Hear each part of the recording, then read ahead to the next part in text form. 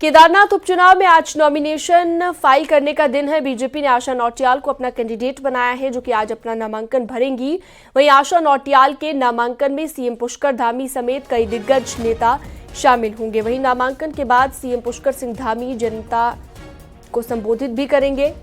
और आशा नौटियाल 2 बार की विधायक रह चुकी हैं, साथ ही बीजेपी महिला मोर्चा की प्रदेश अध्यक्ष भी हैं।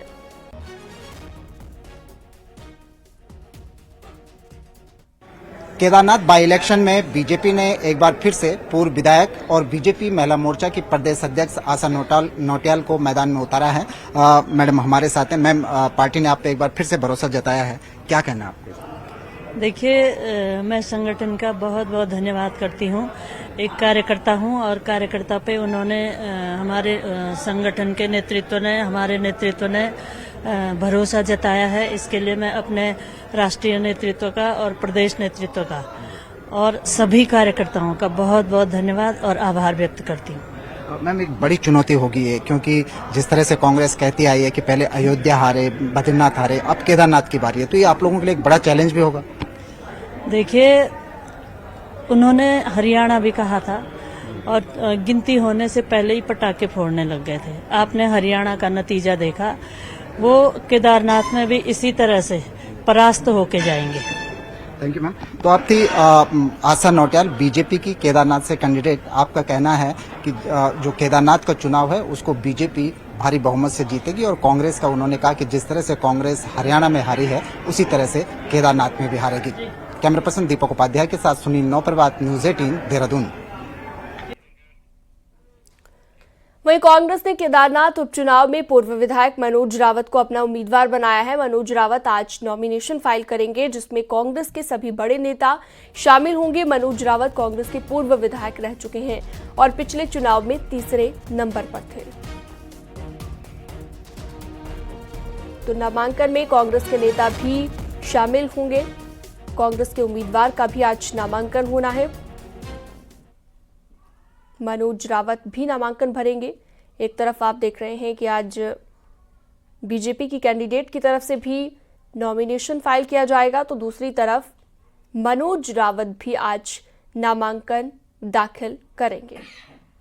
तो आशा नौटियाल और मनोज रावत दोनों आज नॉमिनेशन फाइल करने वाले हैं।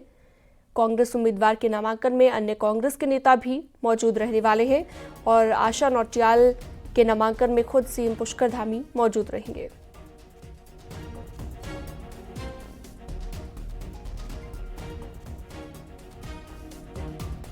तो आज दोनों पार्टियों के कैंडिडेट्स की तरफ से नॉमिनेशन फाइल किया जाएगा। चलिए सीधा रुख करते हैं। संदीप हमारे साथ जुड़ चुके हैं लाइव इस पर ज्यादा जानकारी के लिए। संदीप, आप कहां पर मौजूद हैं? इस वक्त बीजेपी कार्यालय के बाहर आप लग रहे हैं, तो किस तरह की हलचल है? आज नॉमिनेशन फाइल किया जाना है, क्या हलचल इस वक्त? हम आपको बता दें, क्योंकि जो केदारनाथ उपचुनाव था, जो शैला रानी थी पूर्व विधायक, उनके निधन के बाद ये उपचुनाव हुए हैं यहाँ पे। और आपको ये भी बता दूं कि जो अभी जो नामांकन की स्थिति है, आज भाजपा और कांग्रेस दोनों बड़ी पार्टियां हैं जो कांटे की टक्कर जिनके बीच दिख रही, दोनों के प्रत्याशी यहाँ पर नामांकन करेंगे। और ये भी बता दो, टिकट को लेकर जो मंथन जारी चल रहा था और वो क्लियर हो चुका है। और भाजपा ने जहां फिर से 2 बार की विधायक रही 2012 और 12 तक की, और जो अभी मौजूदा समय में जो भाजपा की प्रदेश महिला मोर्चा अध्यक्ष है आशा नौटियाल, उन पर दांव खेला और उन्हें एक बार मौका दिया है। क्योंकि जिस तरीके से केदारनाथ सीट पर जो घमासान अब देखने को मिलेगा, क्योंकि अब भाजपा फिलहाल कोई निर्दलीय अभी मैदान में नहीं है और भाजपा ही कांग्रेस दोनों ही प्रत्याशी अभी तक मैदान में कांटे की टक्कर में दिख रहे हैं। और आज सबसे बड़ी बात यह है कि जो कांग्रेस के प्रत्याशी हैं मनोज रावत, वो भी एक बार के पूर्व विधायक हैं। 2017 से और 12 तक का उनका कार्यकाल रहा है। और ऐसे में कहीं न कहीं दोनों पार्टियों ने दोनों पुराने विधायकों पर अब इस समय दांव खेला है और उन्हें यह लगता है कि दोनों उनको जिताने में और उनकी पार्टी की नैया पार करने में कहीं न कहीं उसमें सफल होंगे। लेकिन सबसे बड़ी बात है कि आज जो नामांकन दिन है काफी खास रहेगा। भाजपा के कार्यालय के बाहर पे मैं हूं, अभी हलचलें शुरू हो चुकी हैं, क्योंकि यहाँ से तमाम नेता जो उखीमठ है जहां पर नामांकन होना है वहां पहुंच चुके हैं। और आज जो भाजपा की प्रत्याशी आशा नौटियाल, उसके समर्थन में वहां पर मुख्यमंत्री पुष्कर सिंह धामी होंगे, प्रदेश अध्यक्ष महेंद्र भट्ट होंगे, तमाम दिग्गज नेता भाजपा के होंगे जो वहां पर नामांकन में साथ रहेंगे। और इसके बाद मुख्यमंत्री वहां पर कुछ संबोधित भी कर सकते हैं। इसके साथ ही आपको बता, जो कांग्रेस की प्रत्याशी हैं मनोज राउत, उनके नामांकन के दौरान भी वहां पर कांग्रेस के बड़े दिग्गज वहां पर मौजूद होंगे। तो कहीं ना कहीं अब देखना ही होगा, क्योंकि अब नामांकन दोनों पार्टियों का होगा आज, और उसके बाद ये भी देखना बाकी है कि अब कौन सा निर्दलीय ऐसा होगा जो दोनों पार्टियों के गणित के बीच में समीकरण खराब कर सकता है। जी ठीक है, संदीप ने पूरे कार्यक्रम के बारे में भी बताया। सीएम पुष्कर सिंह धामी भी पहुंचेंगे। बहुत शुक्रिया संदीप आपका तमाम जानकारी के लिए। बढ़ते हैं आगे। केंद्रीय संस्कृति एवं पर्यटन मंत्री गजेंद्र सिंह शेखावत ने मुख्यमंत्री आवास में सीएम धामी से शिष्टाचार भेंट की। सीएम धामी ने इस दौरान पर्यटन और संस्कृति के क्षेत्र में उत्तराखंड में चल रहे विकास कार्यों के बारे में उन्हें बताया और कहा कि उत्तराखंड में पर्यटन और तीर्थाटन बहुत तेजी से बढ़ा है, जिससे फ्लोटिंग पॉपुलेशन बड़ी संख्या में राज्य में आ रही है। इसको देखते हुए सड़क का चौड़ीकरण और पार्किंग का विस्तार करना बेहद जरूरी है। इस पर केंद्रीय मंत्री ने हर संभव सहयोग का भरोसा दिया है। देहरादून में रविवार को सीएम पुष्कर सिंह धामी ने पूर्व सीएम तीरथ सिंह रावत से मुलाकात की है। तीरथ सिंह रावत के देहरादून स्थित आवास पर सीएम धामी पहुंचे और उन्हें दीपावली की शुभकामनाएं दी।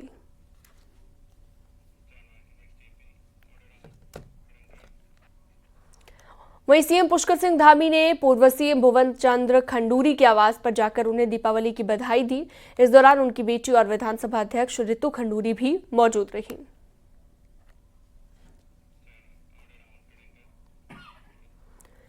प्रदेश में अब नए बनने वाले पंचायत भवन एक ही डिजाइन के और एक ही कलर के होंगे। पंचायती राज विभाग ने इसका खाका तैयार कर लिया है।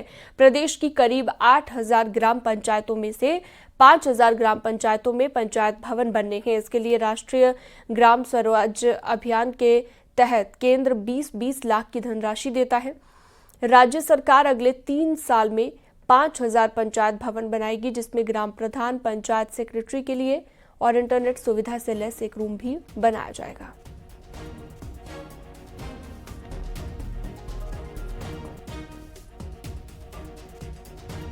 ये वो इसी मॉडल पे बनाएंगी ताकि एक कलर कोड हो, दूर से दिखे कि ग्राम में अगर किसी गांव में ग्राम पंचायत भवन है तो जैसा एक गांव में है वैसा ही दूसरे गांव में भी होगा। एरिया छोटा बड़ा जरूर हो सकता है जगह की उपलब्धता के आधार पे, और हमारी कोशिश है इस तरह के सारे ग्राम पंचायत भवन जो पंचायत भवन बनेंगे इनको हम अगले 3 वित्तीय वर्ष में सैचुरेट करने।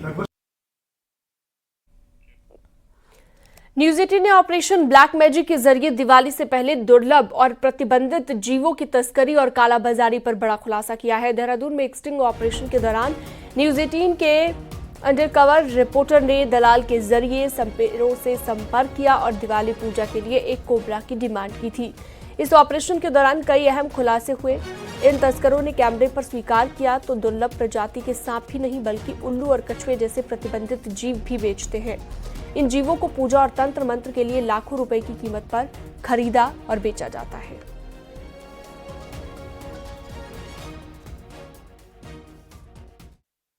तो पूजा करी और फिर छोड़ दिया सांप। छोड़ना ठीक रहता है। फिर कोई आपने उसको जो भी अपना उतार चढ़ाव किया तो छोड़ दिया ना, अब उतारा चढ़ाया वो दे दिया, वही आपकी पिटारी में बंद हो जाएगा। हाँ, कोई फायदा नहीं, तो उसे छोड़ देना है फिर। तो लोग फन वाले सांप लेके जाते हैं सर पूजा के लिए। फन वाला चलता है और एक चलता है वो 2 मुंह वाला सांप। 2 मुंह वाला सांप तो बहुत महंगा हो, बहुत महंगा हो। तो कितना है वो तो मनीमन मान के चलो आप 2-2.5 लाख रुपये तक मिलेगा। वो भी मिल जाता है, 1-1.5 लाख ऐसे वो भी मिल जाता है। किलो के हिसाब से मिलता है। किलो के हिसाब से खाते हैं क्या लोग उसे? नहीं खाते नहीं है, पर उसका वेट के हिसाब से होता है ना। और किसी को चाहिए वो आपको 1 किलो 1.5 किलो से ऊपर का कोई मिलेगा है यहाँ अवेलेबल है? यहाँ नहीं, ये राजस्थान की साइड से है, मुरादाबाद राजस्थान की साइड से। तो मुझे मतलब फन वाला लूँ सांप और उसकी पूजा करूँ और क्रिया करके उतार दूँ। छोड़ काले रंग का ही दोगे ना तुम?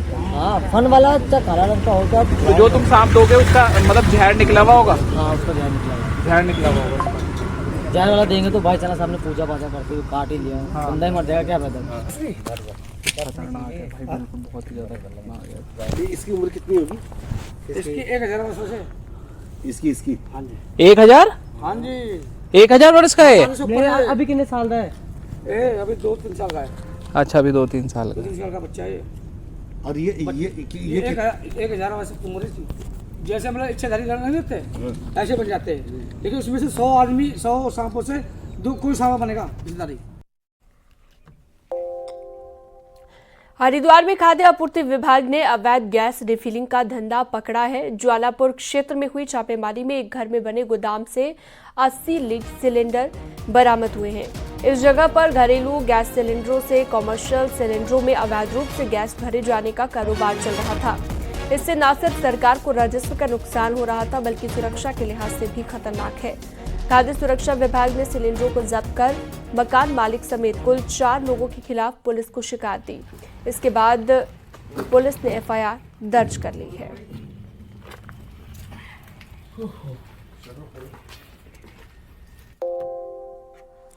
एक महिला बच्चा चोर को ऋषिकेश की कोतवाली पुलिस ने 1.5 साल की बच्ची को चोरी करने के जुर्म में गिरफ्तार कर लिया है। पुलिस ने बताया कि बीते दिन मायाकुंड की रहने वाली एक महिला ने पुलिस को शिकायत दी और उसमें बताया कि उसकी 1.5 साल की बेटी रिवांशी घर से गायब है। पुलिस ने त्वरित कार्रवाई करते हुए परिजनों के साथ मिलकर त्रिवेणी घाट से एक महिला को बच्ची सहित गिरफ्तार कर लिया है। बहरहाल बच्ची को परिजनों को सुपुर्द कर दिया गया है, जबकि महिला को संबंधित धाराओं में गिरफ्तार कर लिया गया है।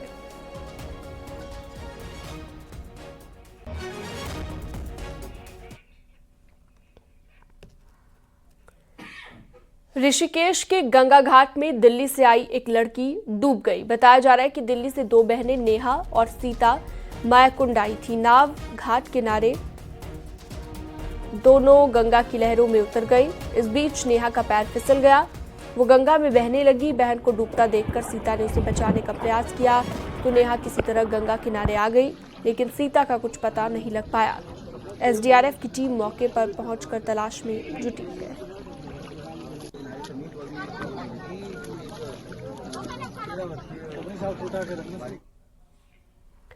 उत्तरकाशी के बड़कोट में सनातन हिंदू जागृति संगठन के अध्यक्ष महंत केशव गिरी महाराज के उपराड़ी स्थित आश्रम में शनिवार को देर रात को कुछ अज्ञात लोगों ने पथराव कर दिया, जिसके बाद पुलिस घटनास्थल पर पहुंची।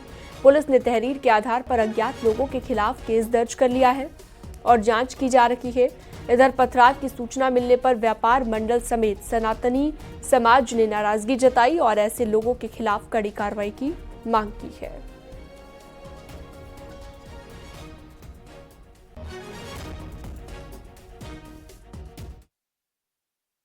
और 1 से 2 मिनट काफी पत्थर वर्षा हुई है और मैं होपलेस हो गया था और फिर मैं थोड़ा साहस जुटा के मैंने एकदम दरवाजा खोला। बहुत तेजी से दरवाजा लगा दीवार में और मैं बाहर आया तेजी से और लाइट जलाया, तब तक वो सब मामला शांत हो गया। मैं सूचना आई, उनकी द्वारा सूचना दी गई कि मैं अपने आश्रम में सो रहा था और 12:15 बजे के लगभग किन्हीं अज्ञात असामाजिक तत्वों के द्वारा पथराव किया गया। इसमें उनके द्वारा तहरीर दी गई है और तहरीर के आधार पर मुकदमा पंजीकृत कर लिया गया है और जिसमें जांच की जा रही है। आगे बढ़ते हैं और अगली खबर डिजिटल हाउस अरेस्ट मामले से जुड़ी हुई, जहां पर उत्तराखंड एसटीएफ ने एक आरोपी मनोज को यूपी के देवरिया से गिरफ्तार कर लिया है। आरोपी ने देहरादून के एक पीड़ित से 3 करोड़ रुपए की ठगी की थी और खुद को मुंबई पुलिस ऑफिसर बताकर पीड़ित को 48 घंटे तक डिजिटल अरेस्ट रखा था। आरोपी के खिलाफ पूरे देश में करीब 76 शिकायतें दर्ज हो चुकी हैं।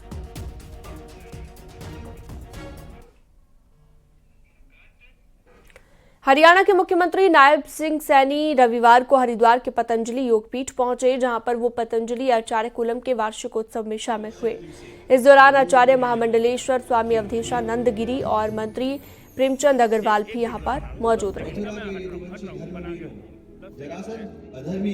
उनके 12वें वार्षिकोत्सव के अवसर पर मुझे यहाँ बच्चों के अभिभावकगण से भी और हमारे उच्च कोटि के संत गणों से भी मिलने का मुझे अवसर मिला है। कुलम का उद्घाटन हमारे देश के यशस्वी प्रधानमंत्री नरेंद्र मोदी जी ने किया था। उसके 12वें वार्षिकोत्सव पर एजुकेशन फॉर लीडरशिप की थीम के इस अनुष्ठान में हरियाणा के यशस्वी मुख्यमंत्री श्री नायब सिंह सैनी जी आए हैं।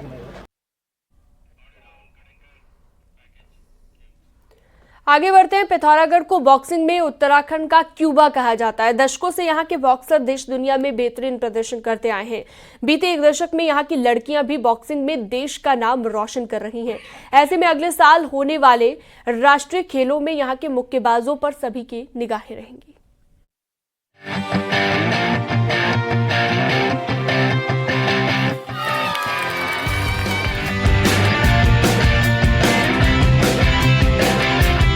बॉक्सिंग में पिथौरागढ़ का कोई सानी नहीं है। यहाँ के सैकड़ों बॉक्सर ने नेशनल के साथ ही इंटरनेशनल प्रतियोगिताओं में कई पदक जीते हैं। कैप्टन हरि सिंह थापा को पिथौरागढ़ में बॉक्सिंग का भीष्म पितामह कहा जाता है। उन्होंने 1950 में जो अलख जगाई वो यहाँ के युवाओं में आज भी चल रही है। हरि सिंह थापा ने पद्म, बहादुर, हवा सिंह, ओम प्रकाश भारद्वाज, धर्मचंद, राजेंद्र पुनेड़ा, धर्मेंद्र भट्ट और साथ ही राजेंद्र सिंह जैसे बॉक्सर तैयार किए, जिन्होंने देश दुनिया में अपना लोहा मनवाया था। यही वजह है कि आज की पीढ़ी में भी बॉक्सिंग को लेकर यहाँ गजब का क्रेज है। हमारे कैप्टन हरि सिंह थापा जी हैं, वो यहाँ के भीष्म पिता भी माने जाते हैं पिथौरागढ़ बॉक्सिंग के। और हम कई सालों से देखते आ रहे हैं कि जो बॉक्सिंग में पिथौरागढ़ का महत्व बहुत ज़्यादा है, बॉक्सिंग में का बहुत क्रेज़ है पिथौरागढ़ में। उन्हीं की वजह से यहाँ बॉक्सिंग आई। जो हमारे सीनियर्स थे वो बहुत मेहनती थे, उनको देखते देखते हम जो हैं कि उनको ही देख देख के जो कर रहे हैं, मतलब उन्हीं को देख के सीखे हम इतना जो पहुँचे यहाँ तक का। सब उनका ही रहा है, वही सिखाते हैं हमें, मतलब कि ऐसे करो करके। जो पुराने हमारे सीनियर थे वो भी बहुत अच्छे बॉक्सर रह चुके हैं, मतलब जिनका नाम था पूरे पिथौरागढ़ में, पूरे इंडिया में नाम था। बीते एक दशक में यहाँ की लड़कियों ने भी बॉक्सिंग में अपना लोहा मनवाया। निवेदिता, निकिता, दीपा, कमला, बबीता, काजल और खुशी, ये कुछ ऐसे नाम हैं जिन्होंने अब तक खुद को देश के साथ ही दुनिया की बॉक्सिंग में भी स्थापित कर दिया। बेहतर मुक्केबाज तैयार करने के लिए पिथौरागढ़ में 6 कैंप साल भर चलते हैं। यहाँ के मुक्केबाजों को अगले साल होने वाले राष्ट्रीय खेलों के लिए तैयार किया जा रहा है। राष्ट्रीय खेलों में बॉक्सिंग प्रतियोगिताएं पिथौरागढ़ में होनी है। पिथौरागढ़ स्पेशली बॉक्सिंग में एक अलग ही यहाँ रुझान है बच्चों का, और हम एक पहाड़ी इलाके से जुड़े होने के कारण हमारे अंदर एक क्या वो बोल सकते हैं कि एक स्ट्रेंथ और एंडोरेंस में भी हमें एक थोड़ा फ़ायदा मिलता है यहाँ ट्रेनिंग करने में। और यहाँ के बच्चों में बहुत लगाव है। अब बहुत सारे बच्चे अभी हाल फिलहाल में यहाँ से निकले हैं। पिथौरागढ़ के बॉक्सर जिस तर्ज पर बॉक्सिंग प्रतियोगिताओं में लगातार बेहतर प्रदर्शन कर रहे हैं, उससे कई उम्मीदें बंधी हुई हैं। साथ ही यहाँ के बॉक्सरों ने जिस तरीके से अपने इतिहास को आगे बढ़ाया है, उससे साबित होता है कि खेल के प्रति जुनून युवाओं के लिए कई रास्ते खोलता है। बस जरूरत है कमिटमेंट की, जिससे यहाँ के बॉक्सर लबरेज हैं। न्यूज़ 18 के लिए पिथौरागढ़ से विजयवर्धन उप्रेती की रिपोर्ट।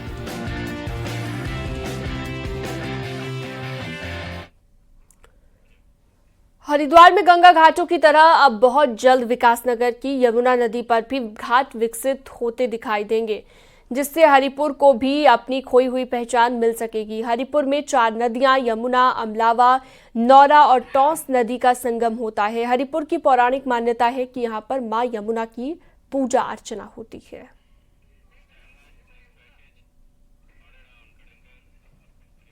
दीपावली का मौका हो और नैनीताल की मोमबत्ती की बात ना हो तो रोशनी का ये पर्व अधूरा सा लगता है।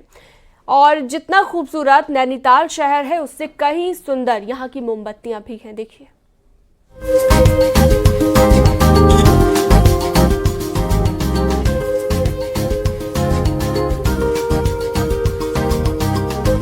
दुकानों में सजे ये फल और मिठाई नहीं, बल्कि नैनीताल की मशहूर मोमबत्तियां हैं जनाब।